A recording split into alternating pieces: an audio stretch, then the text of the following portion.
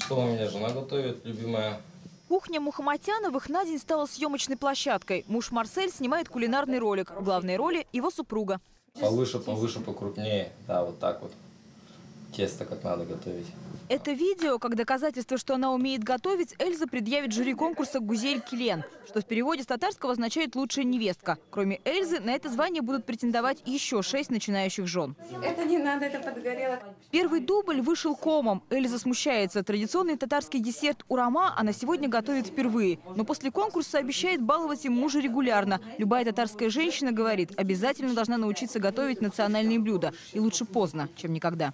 Национальные блюда, конечно, надо уметь готовить и знать их хотя бы, какие они есть. А умение готовить – это обязательно.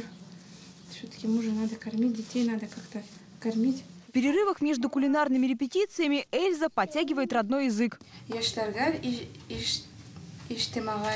Из слов ей только каждое второе знакомо, но до конкурса еще есть время пополнить словарный запас. Организаторы ведь для того и задумали «Гузель Килен», чтобы восполнить пробелы в знаниях у молодых невесток. Гармония в семье, в большом смысле понимания, это гармония в большой семье, когда и свекровь довольна, и, опять же, теща, да, но это уже в другую сторону. Поэтому невестка по нашим татарским, башкирским традициям очень важно, чтобы невестка была грамотной в смысле семьи, чтобы она знала традиции, обычаи своего народа.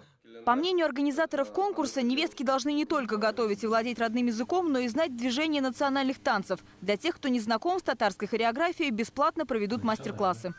Мы сейчас очень такое простое очень движение укше-бош. Кто знает, где укше?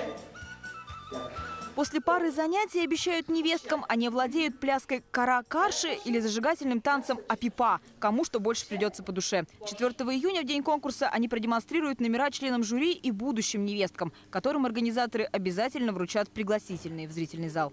Дарья Манухина, Андрей Захаров, новости 41 канала.